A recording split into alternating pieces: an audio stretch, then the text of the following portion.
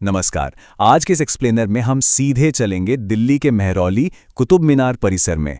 ये सिर्फ ईंट और पत्थरों का कोई आम ढांचा नहीं है, बल्कि ये एक ऐसी जगह है जहां सदियों पुराना इतिहास, हैरान कर देने वाली धातु विज्ञान और वास्तुकला की असीम महत्वाकांक्षाएं एक साथ मिलती हैं। तो चलिए बिना देर किए इस विषय की गहराई में उतरते हैं और इन प्राचीन चमत्कारों के पीछे छुपे विज्ञान को डीकोड करते हैं। इस सफर में हम कई दिलचस्प पहलुओं पर बात करेंगे। शुरुआत करेंगे इस पूरे परिसर के रहस्यों से, फिर उस मशहूर लौह स्तंभ के केमिकल सीक्रेट्स को जानेंगे, विजय स्तंभ के निर्माण की कहानी समझेंगे, इस विशाल इमारत के आधुनिक भूकंपीय परीक्षण यानी सिस्मिक टेस्टिंग के नतीजे देखेंगे, और आखिर में जानेंगे कि अगर आप यहां जाने का प्लान कर रहे हैं तो किन बातों का खास ध्यान रखना चाहिए। लेकिन आगे बढ़ने से पहले जरा इस पहेली पर गौर कीजिए। आखिर कैसे एक 1600 साल पुराना लोहे का खंबा बिना जंग लगे आज भी शान से खड़ा है, और कैसे 73 मीटर ऊंची पत्थरों से बनी एक मध्ययुगीन मीनार ने सदियों से आते अनगिनत भूकंपों को झेल लिया है ना कमाल की बात। दशकों से वैज्ञानिकों और पुरातत्वविदों को हैरान करने वाले इसी कैसे का जवाब आज हम ढूंढेंगे। तो सबसे पहले बात करते हैं इस परिसर के रहस्यों और दिल्ली के उस ऊंचे इतिहास की जो आज भी आसमान छू रहा है। हम बात कर रहे हैं 72.5 मीटर की ऊंचाई की। जी हां, ये भारत की सबसे ऊंची पत्थर की मीनार है। जरा सोचिए, 12वीं शताब्दी का अंत, कोई आधुनिक क्रेन या बड़ी मशीनरी नहीं, फिर भी लाल और पीले बलुआ पत्थर को इतनी ऊंचाई तक ले जाकर ये शानदार इमारत खड़ी कर दी गई। इसका बेस करीब 14.32 मीटर चौड़ा है, जो ऊपर जाते जाते सिर्फ 2.75 मीटर का ही रह जाता है। इसका ये अनोखा आकार ही अपने आप में इंजीनियरिंग का एक बेहतरीन नमूना है। अब इस परिसर के दूसरे सबसे बड़े आकर्षण की तरफ चलते हैं। वो है लौह स्तंभ, जिसने समय और जंग दोनों को पूरी तरह से मात दी है। कुव्वतुल इस्लाम मस्जिद के प्रांगण में खड़ा ये 6 टन वजनी और 7.21 मीटर ऊंचा खंबा सच में किसी अजूबे से कम नहीं है। इस पर खुदे संस्कृत और ब्राह्मी लिपि के शिलालेख बताते हैं कि इसे मूल रूप से 4वीं शताब्दी में राजा चंद्र द्वारा विष्णुपदगिरी में स्थापित किया गया था। बाद में करीब 11वीं या 13वीं शताब्दी के आसपास इसे दिल्ली लाया गया, और आपको जानकर हैरानी होगी कि 1739 में नादिर शाह के हमले के दौरान इस पर बहुत करीब से तोप का गोला दागा गया था। उसका निशान आज भी इस पर मौजूद है, लेकिन यह खंबा टूटा नहीं बल्कि टस से मस नहीं हुआ। तो आखिर इसमें जंग क्यों नहीं लगता?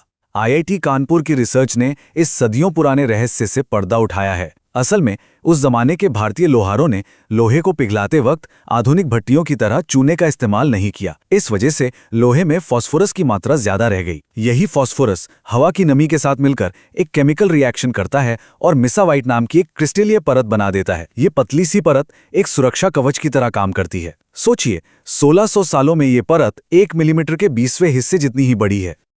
लौह स्तंभ की इस अद्भुत केमिस्ट्री के बाद अब वापस लौटते हैं पत्थरों में रची गई उस महत्वाकांक्षा की ओर, यानी विजय स्तंभ के निर्माण की कहानी पर।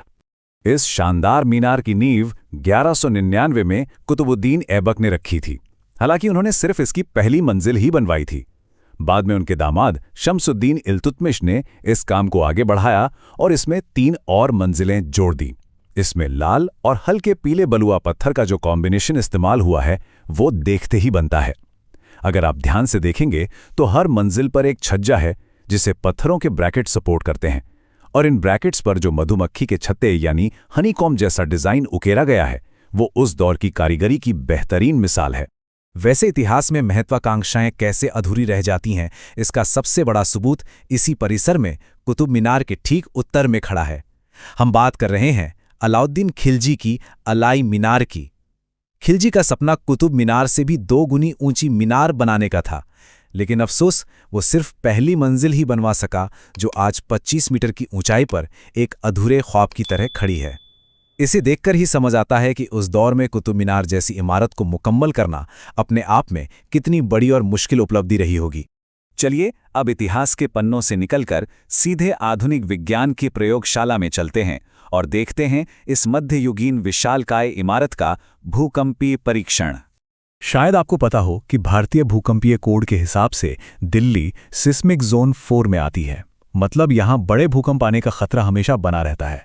अब ऐसे में पत्थरों को जोड़कर बनाई गई 800 साल पुरानी और इतनी ऊंची मीनार के लिए दूर और पास के भूकंप के झटके एक बहुत बड़ा खतरा साबित हो सकते हैं। इसी खतरे को गहराई से समझने के लिए 14वें विश्व भूकंप इंजीनियरिंग सम्मेलन के शोधकर्ताओं द्वारा इसका आधुनिक वैज्ञानिक सिमुलेशन करना बेहद जरूरी हो गया था। इन शोधकर्ताओं ने फाइनाइट एलिमेंट सॉफ्टवेयर का इस्तेमाल करके कुतुब मीनार का एक बेहद डिटेल्ड 3D सॉलिड मॉडल तैयार किया। आपको जानकर आश्चर्य होगा कि इस मॉडल में 1,72,000 डिग्री ऑफ फ्रीडम थे। आसान भाषा में कहें तो पूरी मीनार को लाखों छोटे छोटे पजल के टुकड़ों में बांट दिया गया ताकि हर एक कण की हलचल को समझा जा सके। ये वाकई एक अद्भुत संगम है। एक तरफ 12वीं सदी के कारीगरों का काम और दूसरी तरफ उसे टेस्ट करता 21वीं सदी का हाईटेक सॉफ्टवेयर। इस कंप्यूटर मॉडल में जो मैश यानी जालीदार स्ट्रक्चर बनाया गया वो सिर्फ मीनार के बाहरी हिस्से तक सीमित नहीं था। इसमें मीनार की 3 परतों वाली बाहरी दीवार, बीच का केंद्रीय शाफ्ट और सबसे जरूरी इन दोनों को जोड़ने वाली घुमावदार सीढ़ियों को भी बारीकी से शामिल किया गया। ये सीढ़ियां सिर्फ ऊपर जाने का रास्ता भर नहीं है, बल्कि ये एक बहुत ही क्रूशल स्ट्रक्चरल कनेक्टर की तरह काम करती हैं जो इस पूरी विशालकाय मीनार को मजबूती से बांधकर रखती हैं।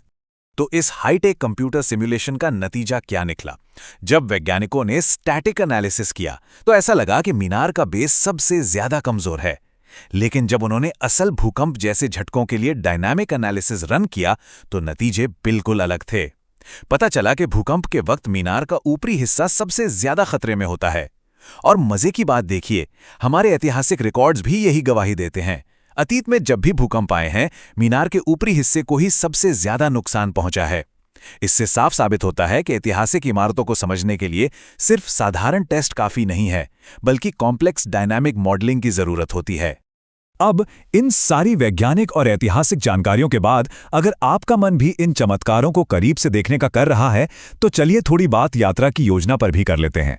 टिकट की बात करें तो भारतीय नागरिकों और बिम्स्टेक देशों के पर्यटकों के लिए ऑनलाइन टिकट सिर्फ 35 रुपये का है, जबकि कैश देने पर यह 50 रुपये है। विदेशी सैलानियों के लिए ऑनलाइन टिकट 550 रुपये और नगद में 600 रुपये का है। तो सबसे अच्छी और स्पष्ट सलाह यही है कि लाइन में लगने से बचें और थोड़े पैसे भी बचाएं। अपना टिकट हमेशा ऑनलाइन ही बुक करें।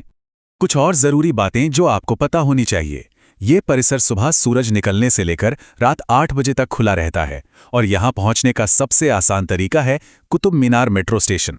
हाँ, एक बात का खास ख्याल रखिएगा कि परिसर के अंदर ट्राइपॉड ले जाने की सख्त मनाही है और अगर आप यहाँ का सबसे शानदार नज़ारा देखना चाहते हैं तो शाम के वक्त आइएगा। जब इस पूरी मीनार को रोशनी से जगमगा दिया जाता है तो वो नज़ारा वाकई किसी जादुई दुनिया जैसा लगता है। आज के इस एक्सप्लेनर को खत्म करने से पहले जरा इस एक विचार पर गौर कीजिएगा। अगर हमारे प्राचीन लोहार आज से 1600 साल पहले अनजाने में ही सही ऐसे लोहे का निर्माण कर सकते थे जिसमें कभी जंग ही ना लगे, और 800 साल पहले के इंजीनियर एक ऐसी मीनार खड़ी कर सकते थे जो आज के सुपर कंप्यूटर्स के टेस्ट में भी पास हो जाए, तो सोचिए हमारे इतिहास और वास्तुकला के ऐसे कितने और रहस्य हैं जो आज भी हमारी खोज का इंतजार कर रहे हैं। इसी सवाल के साथ आज की चर्चा यहीं समाप्त करते हैं। इस ज्ञानवर्धक सफर में हमारे साथ जुड़ने के लिए आपका बहुत बहुत धन्यवाद।